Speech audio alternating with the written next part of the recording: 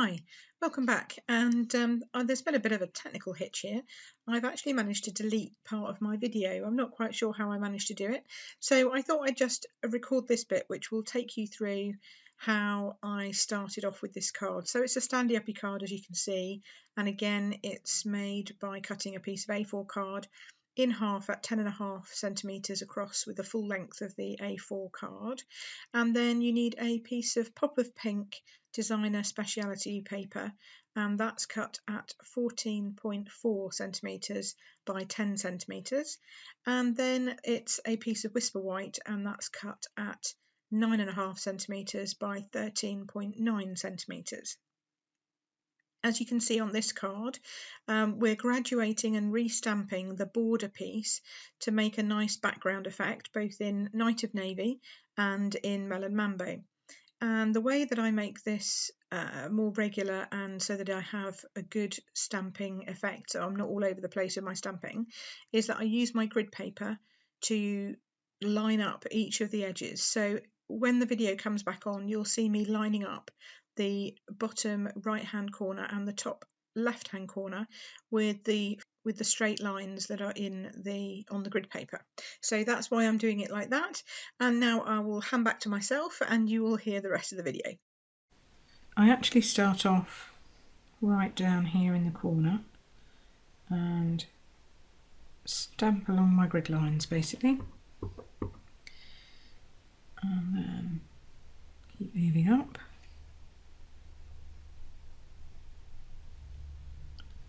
I'm going to do one which I know is going to be sort of a bit faint.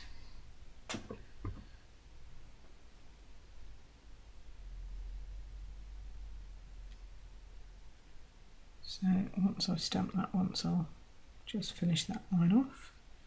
It doesn't matter if you're perfect or not quite there.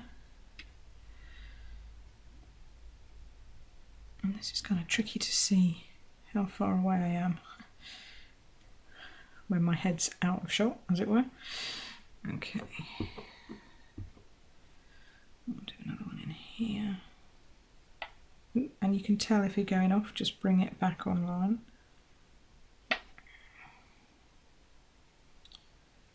We'll do a bit more down here.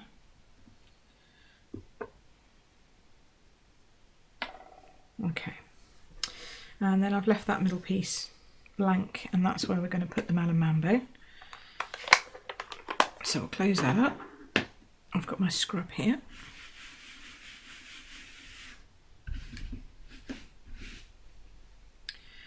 Make sure it's clean, and then you're going to go Melon Mambo. And this one I'm going to do full strength, just straight along the middle. Or as middle-ish as I can get it, with my head upside down. Well, not quite, but you know. Just finish that piece off there, that piece off there. Excellent. Okay, so there's a bit of a line there. It's not quite right, but do you know, I can live with that. If you can't live with that, try it again. It's purely because I couldn't get my head fair enough up. Sometimes I find that standing up and stamping can help you, because you really do need to be able to see where the lines are so that you can keep going straight. Okay, but that's generally how I got that effect. So I'm going to be okay, and then I'm going to want to make these little coin shapes. So in the Pop of Pink Speciality Designer Series paper pack, you get one of a 12 by 12 sheet like this, and these little circles are just a tiny bit bigger than the 1/2 inch circle punch. So I just pop them in, and you know, it's always good to have, oh, this is making a funny squeaking noise. It's always good to have 3 or 5 or 7 or something like that. Basically you want to have an odd number.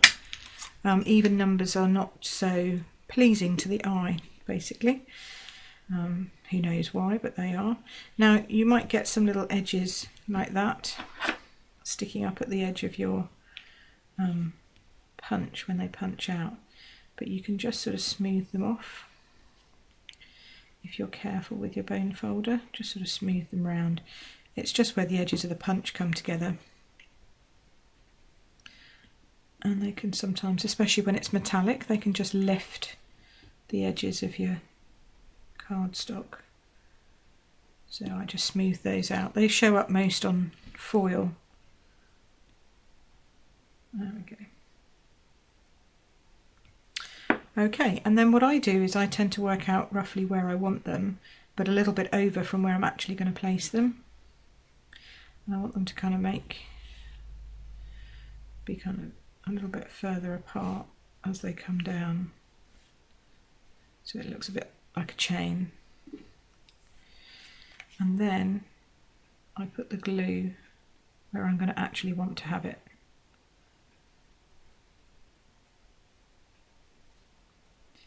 And then that kind of helps me line up where I want things.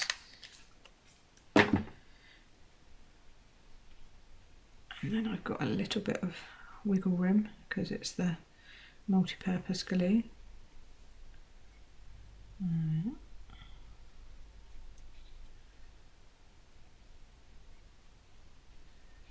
Put that one on.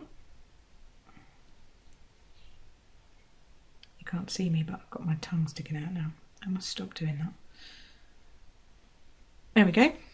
So that's that.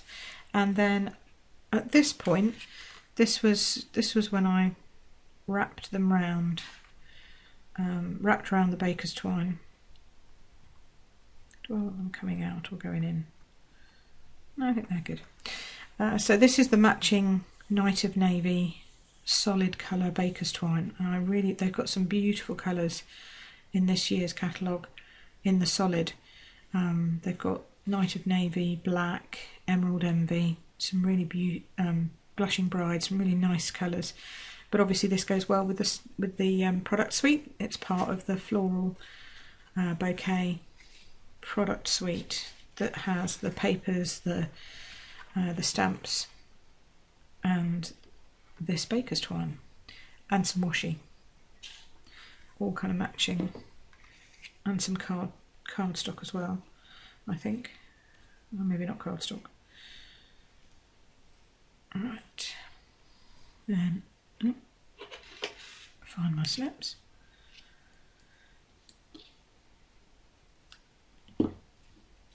I tend to just kind of lay it down first, work out how much I need, and then I'm going to tie it.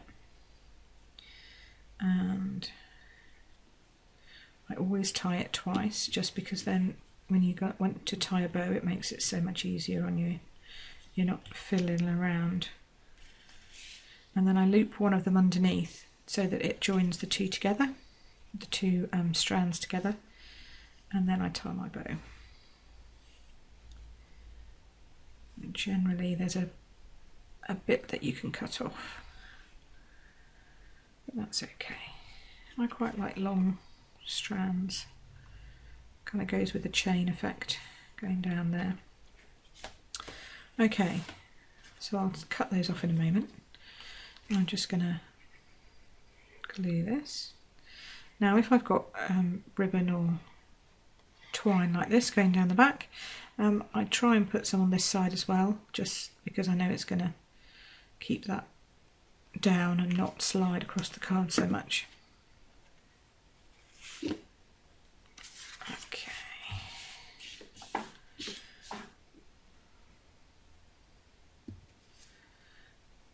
There we go. And it has a little, obviously it's got a little bump in it because the twine is thicker than the cardstock, so you're going to probably need to just hold that side down a smidge longer than you would normally. Make sure it's straight. Yeah.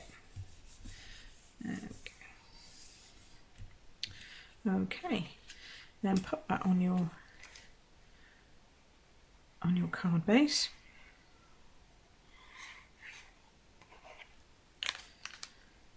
Again, you don't need a huge amount of glue, you just need to make sure that you've got it on the edges really. And since they kind of have a bit of wiggle room, you know that it's going to smidge out and squish out, so don't put it too close because you don't want it splurging out the side of your DSP. There we go. Whip that one off, makes that the same length. And then what I did was I popped something on the inside as well. So you'll see that here, this has a pink inside layer. So this is the larger piece of the cardstock, so it's the same size that I need for the inside. Did exactly the same mechanism as I did before. Lined it up, corner to corner, and then 1, 2, and that gives it a nice graduated. You could do 3, but then you're encroaching into where they're going to write, so there we go. A bit of glue on, and the good thing is these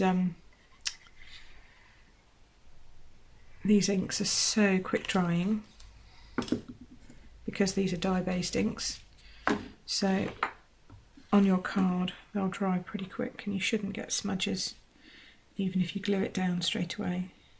The only one that you will smudge if you use it is the archival, because that needs a little bit longer to dry. There we go. So that's that card. Come back and see me for the next one.